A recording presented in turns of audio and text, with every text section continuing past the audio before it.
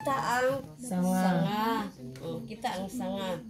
Kitang katawhan iyang sanga. Kung ang kasanga gani nga mubulag sa punuan, matagak, di ba mamatay? Unsa may daangatan sa sanga nga matagak? Mamatay. Mamatay. Nya unsa man dito? Labay. Sa huyon dito kay isugnod. Kung kita mubulag sa punuan nga mao si Hesus, malaya ta. Sama ta sa isugnod. Layo na kay ta. Wa na ta. Di na ta makuan. Wa na tay connection sa iya bakay naputol naman. Muna padayon ta. Bisan nay panahon nga laayan, ya nay panahon nga maka-absent ka sa. Kanikamuton gyud nato nga mobalik gyud ta sa punuan. Mintras nga igo pa nga na, wa pa mabuwag gyud nga mo tagak. Igo pa burag muliki-liki gamay ba ug sakay ato imagine bitaw. Nga kung ang sanga nga moaksyon ana, burag muliki. Nya, ug kana dili gyud na siya matagak, mukuan man na siya mabalik na mukuan man na siya, musumpay ra. Una nga moabot ang mga kalaay, usay mga katapol usahay. Eh bisan kami ginindag ko usay moabot man mga katapol pero paningkamuton gyud mo balik ta. Nakasabot mo? Balik ta. Kay siya gyud ang punuan. Kuyaw manggod kaayo og mabuwag ta sa Ginoo kay adto manggod ta sa impierno padulong. Una nga gusto gyud sa Ginoo, plangga gyud kay sa Ginoo ang tanang katawhan, gusto gyud niyang walay mabulag. Una nga padayon ta. Nya dili man na mahimo og makapadayon ta kadang dili ta maminaw kaayo. Unsay mo kuan sa pare kana bitaw kuan sa pare. Maminaw gyud ta kada sulti niya. Kay gipaambit man na niya kay parata nga kanunay ta nga dikit sa punuan nga maong Ginoo. Ipasabot ta sa atong mga ginikanan, sa atong sa mga pari, mga alagad aron dili ta malayo sa punuan. Aron panunay ta diha sa Ginoo, kanunay ta diha sa Ginoo. Unya, nako day pong kuan sa inyo nga kana bitaw panahon sa pagmisa. Kana gani magkiling-kiling na gani nakabati man ta nang nagkiling-kiling di ba? Kanang pagkiling-kiling nagpasabot nga alerto na ta. Dili ta makaliglingi-lingi, dili makaliglakaw-lakaw. Diha gyud ta sa altar. Kay kanang altar simbolo mo guna siya nga mao na ang lamisa nga diha gipatay ang atong Ginoo. Gipatay.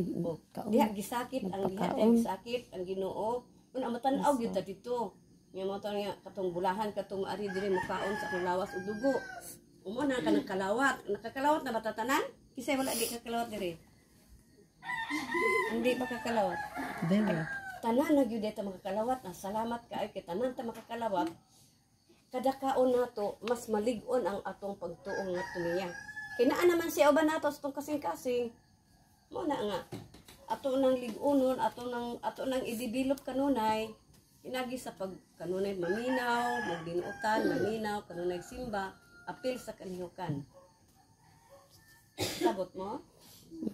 Padayon no nato ang atong pagka-Kristiyano. Nya labi na kanang panyog santos. Nya naamay uban mo gawas, mulakaw. Ug naa gani mo gawas kay kaihion, hinay lang og gawas, dili mo dagan. Kana mo mudagan kay lain kay tan-aw, kan mudagan. Formal lang glakaw. Nya kung himo mo kuob ana gamay ana mo dalag kauban. Nya dili kay mulakaw ang isa, sunod na pang isa. Puli-puli lang kay respetuan nato kay kanang simbahan balay mangguna sa atong Ginoo.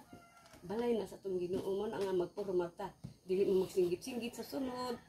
Dili mo kalagdagan-dagan. Kay naa kanunay ang presensya sa atong Ginoo. Iya man ang balay.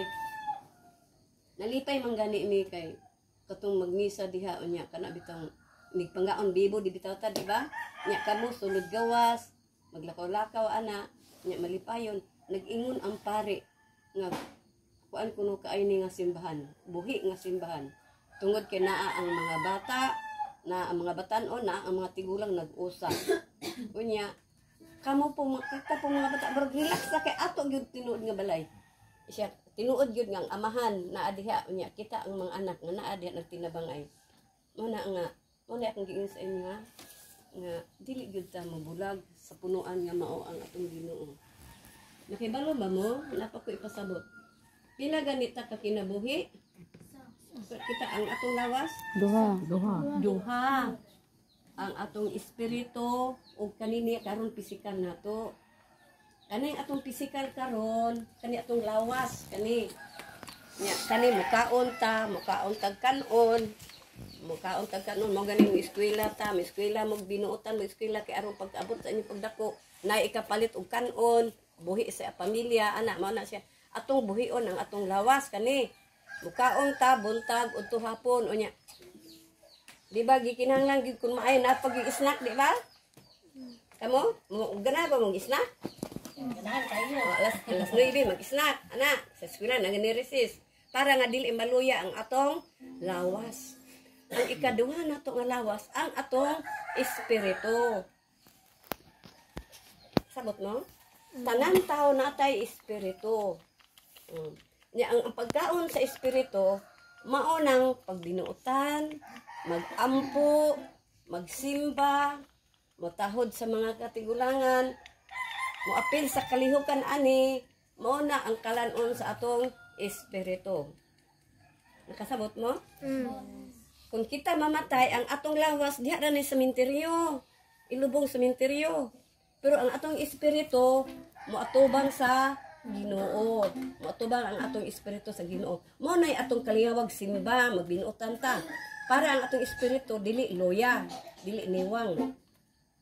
Kay mamatay ang atong espiritu, maatog imperno ang espiritu kung kita magpabadlong, mamalikas, magluod-luod, anak kana magtinapulan sa panimalay, niwang ang espiritu.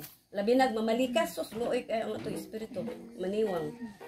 Imagine no guna to kita kapamahaw, di ta kapaniud to, di ta kapanihapon. Di ba usa itong lawas? Di ta katindog, di ba? Nakasabot no? Dili ta katindog, anak kita nga di na sa Ginoo. Mao po nay bation sa atong espiritu. Og dili gani ta kasimba, dili ta kaapil ani mga kaniukan, niwang atong espiritu. Kapoy kay atong espiritu dili big-on.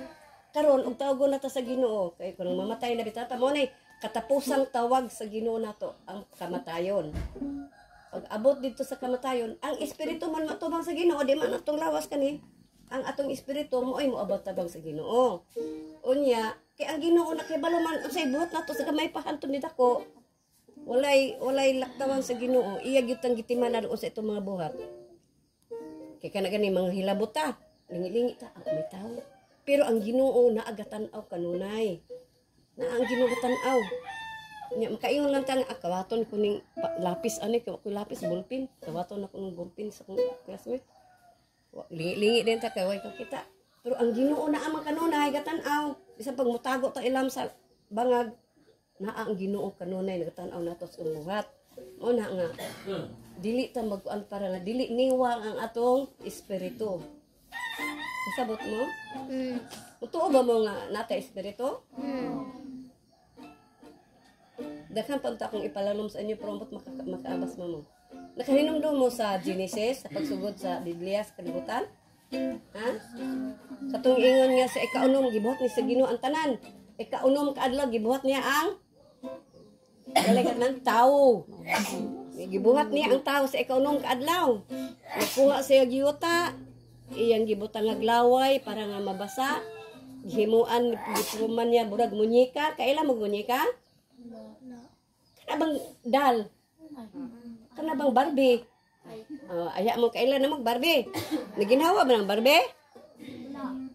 Pero ang Barbie, naay dalunggan, naay mata, naay ilong, na di ba? Sa paghimo sa Ginoo, mura tag Barbie. Wa pa ta maginhawa. Gipurma, gikumpleto sa ginughimo. Pag human, kay wa man maginawa ang Barbie, kay di ba? Paghuyop niya na, anak kaginawa ang tao. Mao na to si Adan o si iba, hantod kita karon na to nasunod. Ang atong ginawa, di sa gikan atong ginawa. Gikan sa Ginoo. Oh, sabot mo? Kay paghuyop sa Barbie sa paghumaghimo sa Ginoo. Ana paghuyop niya, ang tao nakaginhawa. Mao na karon kita tanang tao. Kan sa tibok kalibutan ang ginhawa. Bisag gikan atong ginhawa? Na-maintain na siya pinagi sa air, sa hangin. Oh, busa bisag gikan ang atong ginhawa, gikan sa Ginoo. Og inig kamatay nato, di ba di na mo ginhawa?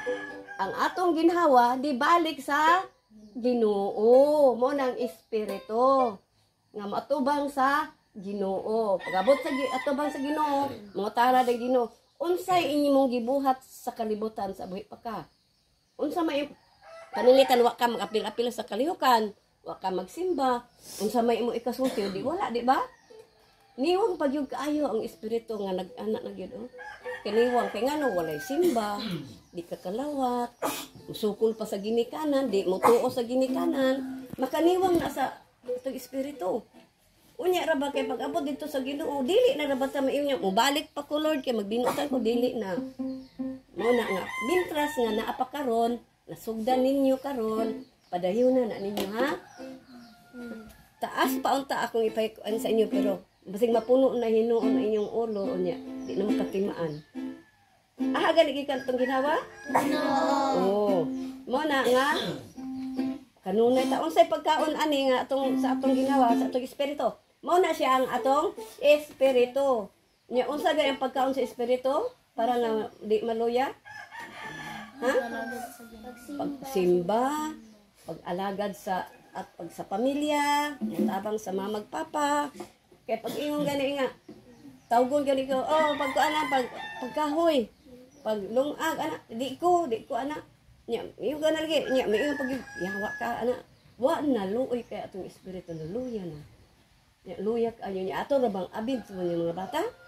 Ang last nga tawag sa Ginoo di na mato mahibaw-an ba? Ang last nga tawag sa Ginoo, unsa gani last nga tawag sa Ginoo ang kamatayon. Kanang pagbangting sa simbahan nanawag ang Ginoo nato nga mosimba ta.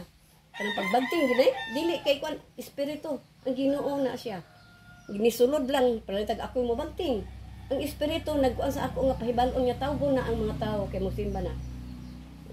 Aron nga nabuhi ang atong espiritu. Maunang mamatay kung mubuwag ta sa kalihukan sa simbahan, mamatay, nya di na gyud ta mo apil, di na gyud apil. Namatay siya, natagak, mo tong puniton na lang to sa yawa o iyang isunod. Unsa gani katumbas sa espiritu mao ang yawa, kay ilugon man ta sa yawa kung mabulag ta sa Ginoo. Unya gani ta padulong ana? Oh, nya kisay gusto man sa impierno. Wala, kisay gusto man to sa Ginoo. Kay ang balay sa Ginoo bulawan, nga wala na sakit, o di na tagutumon. Di ato sa Ginoo dili na tagutumon. Dili na ta mangitag unsa pa. Kay naa na tanan didto. Anong hingpit nga kalipay nga naa na tanan nga way mailiw o wala na ing mga ato pagkaunsa pa. Basta kaadto na sa balay sa Ginoo. Nga mintras nga ni apata diri ni kalibutana, dili ta magpatintal kay daghan kay intimidasyon sa kalibutan. Daghang dali ay pagsimba ari diri. Ay pagsimba kay mo na to. Maglaag ta, mangligo ta sa idlimar. Di ko mo simba kay kwan. Ang idlimar unsa man na para na sa atong lawas lang. Dili ang espiritu niwang kay espiritu. Muna ha?